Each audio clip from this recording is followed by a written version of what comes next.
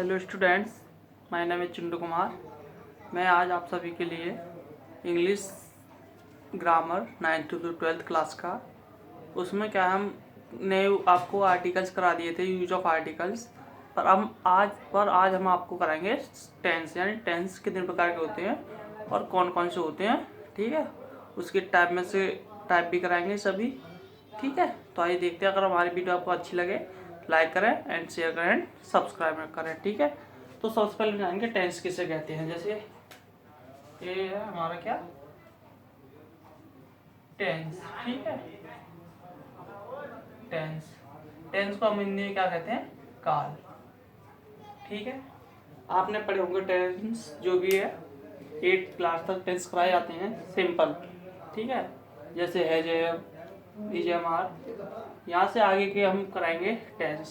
ठीक है, टेंस को हिंदी में क्या कहते हैं, काल। अब आपने टेंस में क्या है, टेंस कितने प्रकार के होते हैं, टेंस होते हैं 3 प्रकार के। ठीक है, तो टाइप ऑफ टेंस, टेंस के प्रकार। तो टेंस कितने प्रकार के होते हैं, 3। ठीक है, मैं ग्राफ बना रहा हूँ, ये 3। ठीक है, टेंस कितने प्रकार के होते हैं, 3 प्रकार के। एक तो होता है क्या, प्रेजेंट टेंस। ठीक है, और एक होता है पास्ट टेंस, और एक होता है क्या, फ्यूचर टेंस। ठीक है, टेंस कितने प्रकार के होते हैं, 3 प्रकार के, प्रेजेंट, पास्ट, फ्यूचर। ठीक है, प्रेजेंट को कहते हैं वर्तमान, और टेंस को काल। तो क्या हो गया, वर्तमान काल जो अब चल रहा है हमारा वो होता है वर्तमान। पास्ट माने पीछे, यानी जो बीत चुका है, तो इसे कहेंगे भूतकाल। ठीक है, और जो फ्यूचर, फ्यूचर क्या होता है, आने वाला, तो क्या कहेंगे भविष्य हमारा। तो वो क्या होगा, ये भविष्य काल। ठीक है, भविष्य काल। ये तो हो गए इनके साथ साथ कि टाइप कितने प्रकार के होते हैं, यहाँ लिख दें टाइप ऑफ सेंटेंस। ठीक है, या टेंस। तो टेंस कितने प्रकार के होते हैं, 3, प्रेजेंट, पास्ट, फ्यूचर, या वर्तमान काल, भूतकाल और भविष्य काल। ठीक है, और इनके भी क्या होते हैं, 4 भाग होते हैं, 4 या भेद कह सकते हो। ठीक है, तो इसके 4 भाग होते हैं, इसके 4, इसके 4, इसके भी 4। ठीक है, जैसे इनके 4 भाग क्या होते हैं, एक होता है पहला होगा इनका इंडेफिनिट सेंटेंस, सेकंड होता है कंटिन्यूअस सेंटेंस, थर्ड होता है परफेक्ट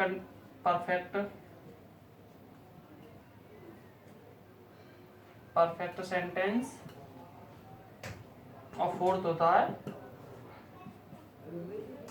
परफेक्ट कंटिन्यूअस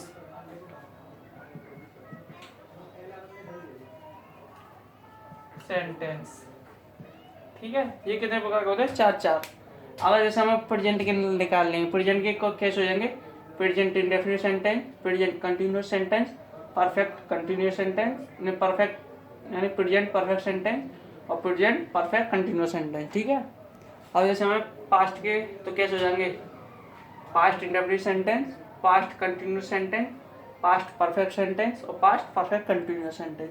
ऐसे फ्यूचर के future indefinite sentence, future continuous sentence और future perfect sentence and future perfect continuous sentence. ठीक है, तो ये क्या होते हैं, 4 भाग होते हैं इन सभी के, वो भी 4 भाग ही होते हैं, बस जिसका हमें निकालना उसको आगे लगा देते हैं। ठीक है, तो आप बताना चाहे उतार लीजिए।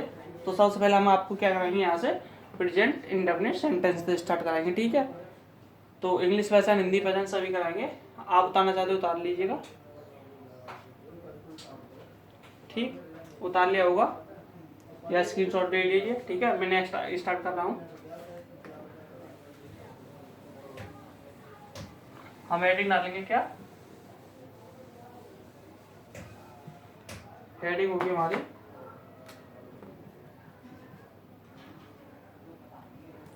प्रेजेंट इंडेफिनिट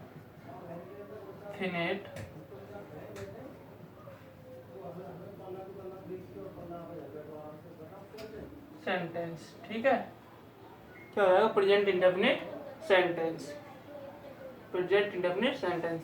तो इसमें सबसे पहले आएगी पहचान। और जैसे हिंदी की तो पहचान मैं लगा दूंगा, इंग्लिश की कैसे करोगे, तो मैं क्या दोनों तरह की पहचान कराऊंगा। ठीक है, और हेल्पिंग वर्ब क्या होती है, तो यहाँ पे लिख देता हूँ मैं इसकी हेल्पिंग वर्ब। ठीक है, यानी सबसे पहले आएगा क्या? हेल्पिंग वर्ब, यानी सहायक क्रिया। हेल्पिंग वर्ब क्या होती है? सहायक क्रिया, हिंदी में कहते हैं ना सहायक क्रिया। तो इसकी हेल्पिंग वर्ब होती है प्रेजेंट इंडेफिनिट की डू कॉमा डज, ये तो होती है इसकी हेल्पिंग वर्ब। ठीक है, तो यहाँ से हम नेक्स्ट स्टार्ट करेंगे। यहाँ से हम आएगा इसकी क्या? डेफिनेशन, यानी लिख देता हूँ मैं इंग्लिश पहचान। इंग्लिश पहचान कैसे करोगे? जैसे हमें क्वेश्चन इंग्लिश में दे दिया जाए तो उसकी इंग्लिश में पहचान कैसे करोगे? ठीक है, तो इंग्लिश पहचान क्या होती है इसकी? या तो आपको देखो ये मिलेगा डू या डज, किसी भी सेंटेंस में आपको डू डज मिलेगा। अगर डू डज भी नहीं है तो इसके अलावा आपको मिल सकता है क्या? वर्ब की फर्स्ट फॉर्म। ठीक है, और वर्ब की फर्स्ट फॉर्म के साथ प्लस क्या मिलेगा इसके साथ? एस या ईएस। ठीक है, ये सभी आपको आगे समझ में आ जाएंगे। मैं तो अभी सीधा इसकी क्या इंग्लिश पहचान लिखा रहा हूँ। इसमें या तो आपको इंग्लिश सेंटेंस में डू मिलेगा, डच मिलेगा, वर्ब की हेल्पिंग वर्ब। अगर ये नहीं मिले तो वर्ब की फर्स्ट फॉर्म प्लस एस या यस मिलेगा उसके साथ। ठीक है, ये तो होगी हमारी इंग्लिश पहचान। अब यहाँ से आएगा हमारा क्या? हिंदी पहचान। हिंदी में कैसे पहचान होगा? कोई भी सेंटेंस हिंदी में दे रखा है तो उसे कैसे पहचानोगे? ठीक है, तो यहाँ पर डालेंगे हिंदी पहचान। ठीक है, तो हिंदी पहचान क्या होती है कि जिन वाक्यों के मैं बोल देता हूँ एक बार, जिन वाक्यों के अंत में ता है, ती है, ते है, ता हूँ आदि शब्द आते हैं तथा इसके साथ क्या? किसी कार्य का या क्रिया का होना पाया जाता है। ठीक है, उससे क्या? प्रेजेंट इंडेफिनिट सेंटेंस कहते हैं। जैसे इसमें लिखेंगे क्या? जिन वाक्यों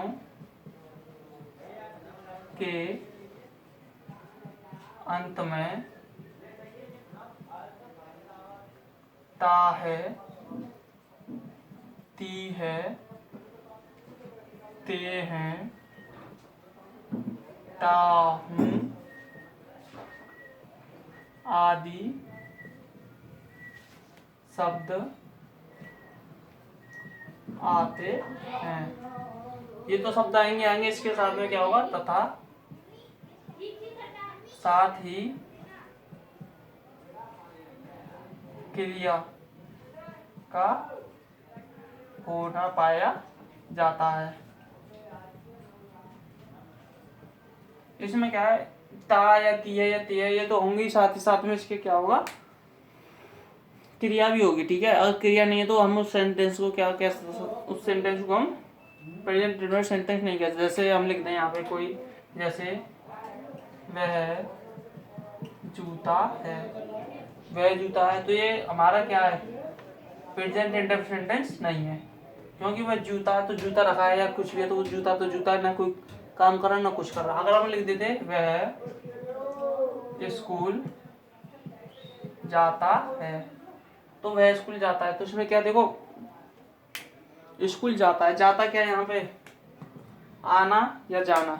आना जाना वो क्रिया हो रही है, यानी कार्य कर रहा है आने जाने का, तो उसमें क्या? ये प्रेजेंट इंडेफिनिट कहलाएगा। ये होती है। ठीक है, तो मैं यहाँ से नेक्स्ट रूल स्टार्ट कर रहा हूँ। ठीक है, तो रूल नंबर 1 आएगा हमारा क्या?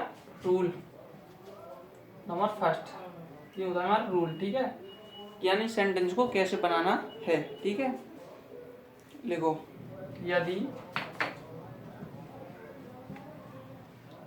वाक्य या जो भी हमें सेंटेंस दे रखा उसको, वाक्य को, सेंटेंस को क्या कहते हैं हिंदी में? वाक्य। यदि वाक्य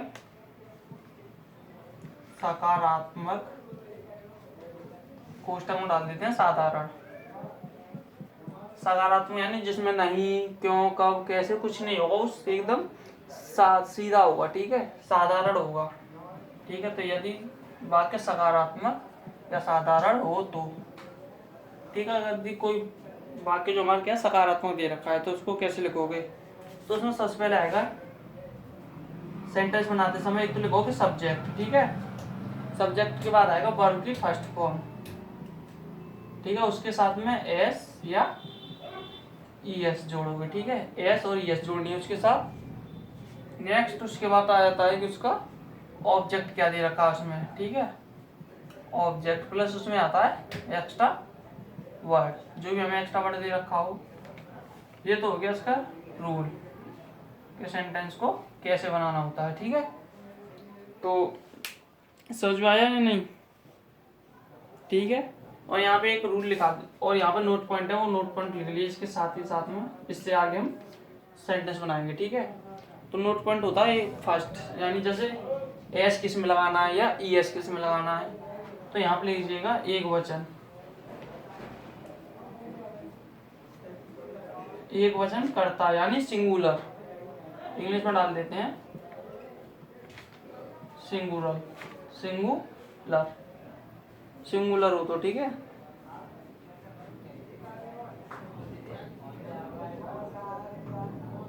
सिंगुलर हो तो,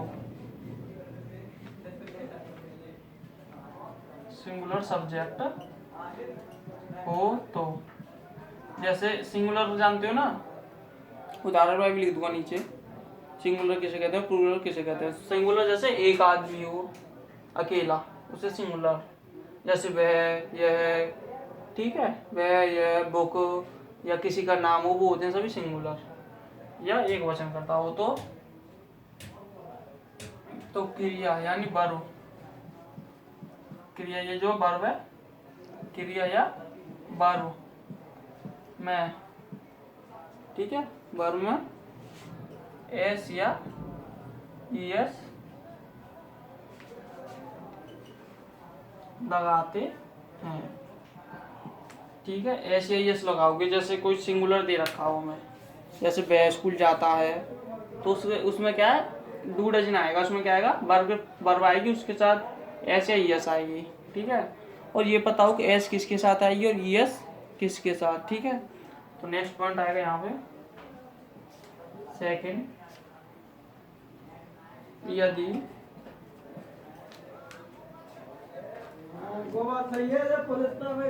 वर्ब का, यदि वर्ब के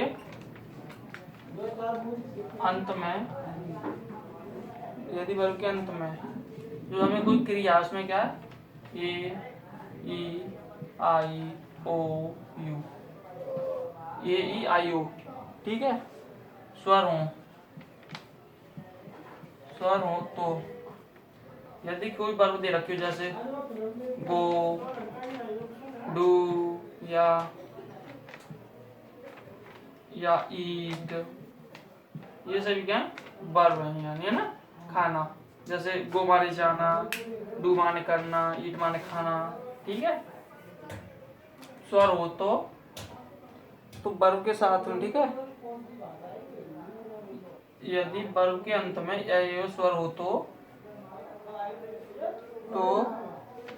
ई एस लगाते हैं, ठीक है, ई एस लगाते हैं, और अंत में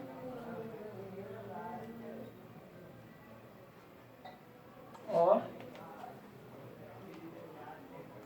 अन्य के साथ एस लगाते हैं, ठीक है। जैसे यदि वर्ब के अंत में ए ई आई ओ स्वर दे रखे हो तो ई एस लगाना, अन्यथा बाकी जैसे भी आए पीछे बी सी डी जो भी है उनके साथ में क्या एस लगाते हैं, ठीक है। जैसे एग्जांपल मैं दे दूंगा आगे जाके, आई पूरे नोट पॉइंट करा दूं, ठीक है। यहाँ पे नेक्स्ट पॉइंट आएगा, अब एक वचन तो हो गया, बहुवचन यानी प्लूरल, ठीक है, बहुवचन करता, ये होता है प्लूरल, क्या आ गया, प्लूरल, ठीक है, प्लूरल सब्जेक्ट, ठीक है।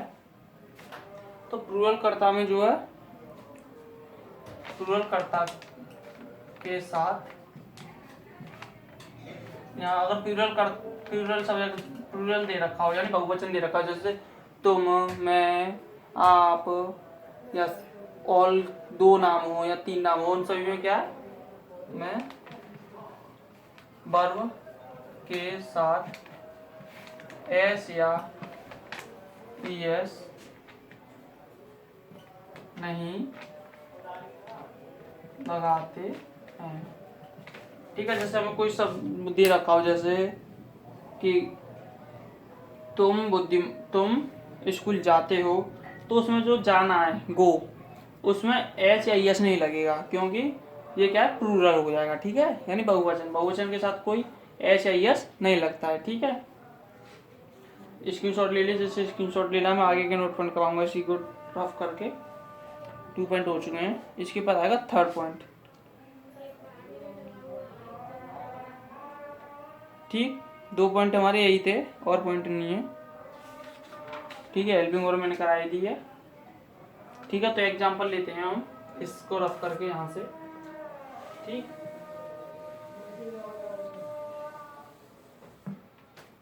एग्जांपल फर्स्ट, ठीक है। एग्जांपल फर्स्ट ले लें हम, जैसे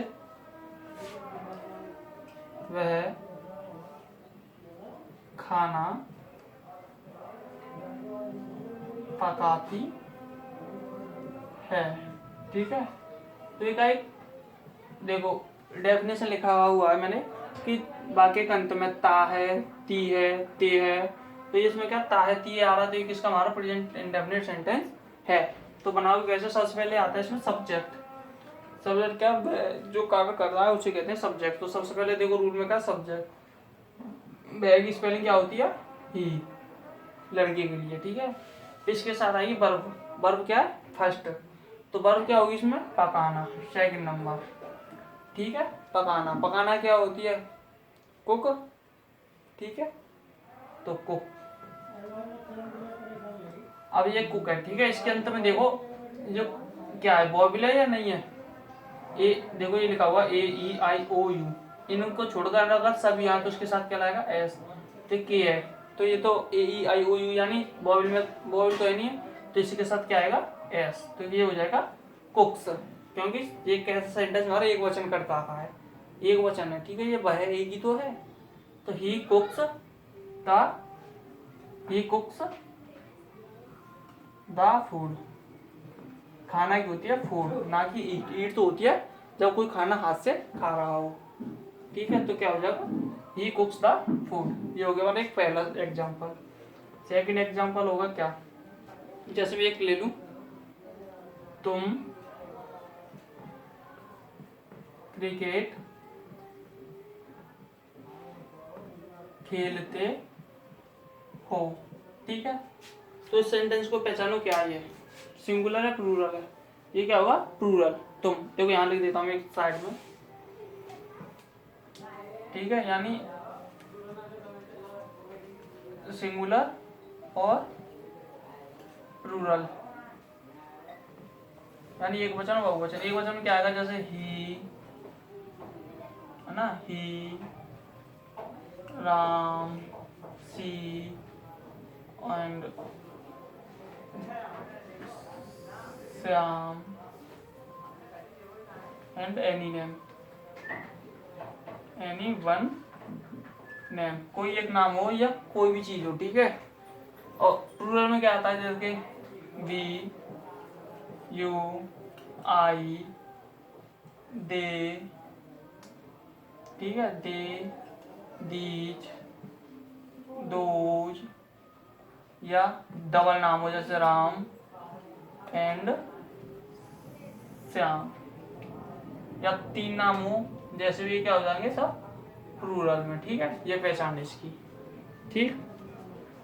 अच्छा ये हमारा क्या होगा, तुम प्लूरल है, तो इसमें के लिए क्या आएगा, यू, ठीक है, प्लूरल है, तो इसमें लिखा हुआ है देखो, बहुवचन कर्ता में वर्ब के साथ एस या एस का प्रयोग नहीं लगाते। हमारे इसमें क्या है वर्ब प्ले, खेलना क्या होती है प्ले। इसमें एस या एस नहीं लगाओगे क्योंकि ये क्या है बहुवचन, सब बहुवचन है, ठीक है यू। तो अगर प्ले सीधा लिख दो play the cricket, play the cricket, ठीक है समझ में आ गया होगा। उतारिए नोट कीजिएगा फटाफट स्पीड से, ठीक। ये तो हो गया हमारा सकारात्मक। रूल नंबर आएगा सेकंड, ठीक। बाकी सभी ऐसा ही रहेगा।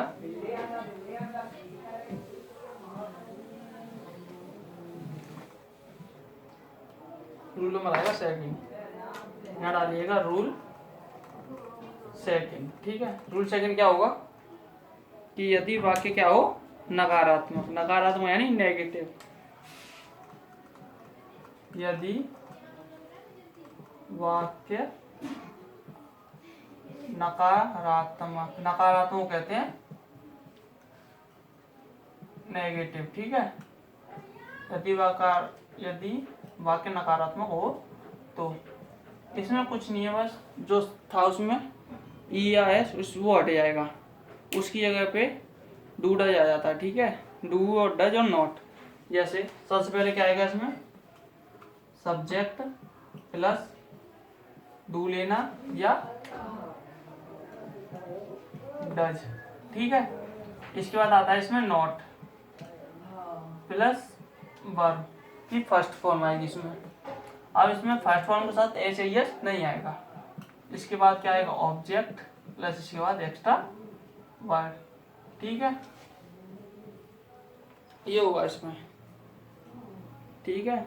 यहाँ पे 2 पॉइंट नोट पॉइंट है, 2 क्या पॉइंट है कि अगर वाक्य सिंगुलर हो यानी एक वचन कर्ता, यानी सिंगुलर सब्जेक्ट एक वचन कर्ता के साथ डज का प्रयोग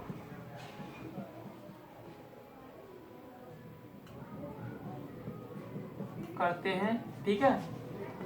अगर हमारा बहुवचन है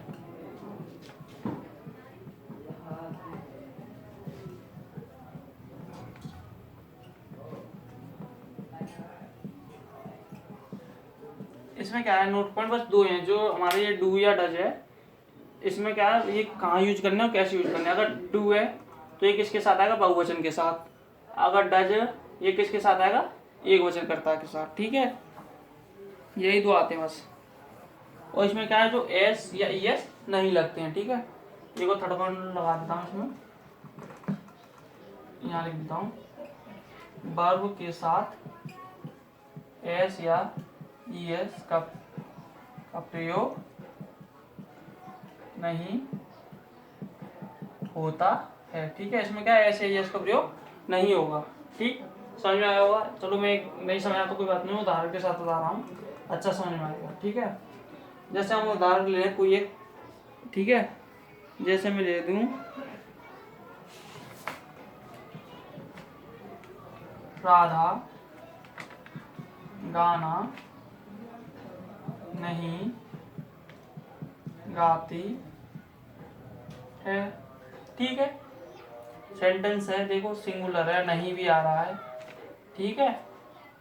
तो कैसे लगोगे ये राधा क्या एक वचन है, एक ही लड़की है राधा, तो हमें पता पड़ा कि एक वचन का है, तो एक वचन के साथ क्या आएगा डू या डज। तो सबसे पहले क्या आएगा सब्जेक्ट, तो सब्जेक्ट क्या हमारा ये राधा, तो क्या डालोगे राधा। उसके बाद क्या है यहाँ पे डू या डज। अब ये देखो राधा एक वचन है बहुवचन, एक वचन है तो इन दोनों में से क्या आएगा एक, तो एक क्या आएगा डज, ठीक है। डज सिंगुलर के लिए आएगा, ये लिखा हुआ है एक वचन कर्ता के साथ डज का प्रयोग करते हैं, ठीक है। इसके बाद क्या यहाँ पे नॉट, रूल देखते जाओ और बनाते जाओ, ठीक है। इसके बाद क्या वर्ब, वर्ब क्या हमारी गाती, ठीक है। जो बाद में आता वही होता है वर्ब। तो गाती क्या है यानी वो क्या करेगी गाना गाती है, तो गाना की क्या यानी गाते हैं, तो उसमें क्या आता है सिंग, ठीक है। सिंग माने होता है गाना। अब इसमें एस या एस लगा हुआ है नहीं लगा हुआ, नहीं हुआ तो नहीं लगाओगे। फिर उसके बाद ऑब्जेक्ट, ऑब्जेक्ट क्या है इसमें जो चीज हम कर रहे हैं, ये क्या है ऑब्जेक्ट, जो हम कर रहे हैं उसे कहते हैं ऑब्जेक्ट, ठीक है। ये थर्ड है फोर्थ, तो क्या गा रहे सिंग ए सॉन्ग, ठीक, बस हो गया। एक्स्ट्रा वर्ड कोई है नहीं है तो एक्स्ट्रा वर्ड हम नहीं लगाएंगे, ठीक है। तो क्या हो गया ये कि Radha does not sing a song, Radha नहीं गाती गाना, राधा नहीं गाती गाना, ठीक है। तो ये भी क्या, राधा गाना नहीं गाती है, ठीक है। नेक्स्ट एग्जाम्पल सेकंड एक ले लेते हैं हम कि तुम हॉकी नहीं खेलते हो, ठीक है। इसमें क्या, तुम हॉकी नहीं खेलते हो, तो ये पहचान कीजिए सबसे पहले ये सेंटेंस सिंगुलर का है या प्लूरल का है। तो इसमें देखो तुम शब्द क्या है, सिंगुलर है, तो इसलिए हम इसको, वो सिंगुलर नहीं प्लूरल है, तो इसलिए इसको क्या है प्लूरल वाइज बनाएंगे, ठीक है। यू सब्जेक्ट आएगा यू, तुम, इसके बाद क्या है डू या डज। अभी देखो तुम एक वचन है, बहुवचन, बहुवचन है तो इसके लिए क्या आएगा, डू आएगा, क्योंकि मैंने यहाँ पे लिखा हुआ है कि बहुवचन करता है डू का प्रयोग करते हैं, तो यू डू, ठीक है। उसके बाद क्या है नॉट लगा दी। उसके बाद क्या वर्ब, वर्ब क्या फर्स्ट फॉर्म, खेलना, खेलना ही क्या होती है, कभी आप खेलोगे तो खेलना ही क्या होती है। तो अगर बुक में देख लेना, अगर आपके पास वो नहीं स्टाइल, तो उसमें लिखे हुए हैं verb first form, second form, third form सभी, और चाहे तो मैं एक दिन आपको एक वीडियो में लिख के दे दूंगा, ठीक है। तो यू डू नॉट प्ले, अब ऐसे ही ऐसे नहीं तो नहीं लगाओगे, यही छोड़ दोगे। You do not play the hockey, ठीक है, प्ले द हॉकी। तो पढ़िए देखो, तुम नहीं खेलते हो हॉकी, यानी तुम नहीं खेलते हो हॉकी या तुम हॉकी नहीं खेलते हो। तो समझ में आया होगा, ठीक। मैंने 2 रूल करा दिए हर सेंटेंस के, जैसे प्रेजेंट इंडेफिनिट उसके भी क्या होते हैं 6 रूल होते हैं, 2 रूल करा दिए। अभी इसके बाद आएगा जैसे अफर्मेटिव तो करा दिया, इसके बाद आएगा इंटेरोगेटिव, नेगेटिव इंटेरोगेटिव दोनों आएंगे उसमें। तो इसके बाद मैं आगे जो नेक्स्ट वीडियो डालूंगा उसमें मैं आपको रूल 3 से स्टार्ट कराऊंगा, ठीक है।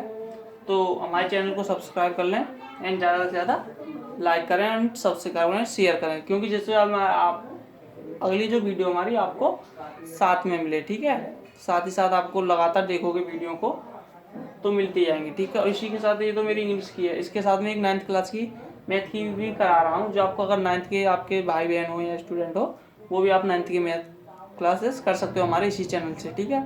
तो इसी कारण मैं कह रहा हूँ आप हमारे चैनल को सबसे ज़्यादा सब्सक्राइब कीजिए एंड लाइक करिए, जिससे आपका फ़ायदा हो ऐसे टाइम पे जो लॉकडाउन चल रहा है, ठीक है। लॉकडाउन में कोचिंग स्कूल नहीं खुल रहे हैं, तो हमने सोचा ऑनलाइन हम भी पढ़ा दें, तो हमने ऑनलाइन स्टार्ट किया है आप सभी के फ़ायदे के लिए, ठीक है। ओके, धन्यवाद। अगर हम, ठीक है, ओके।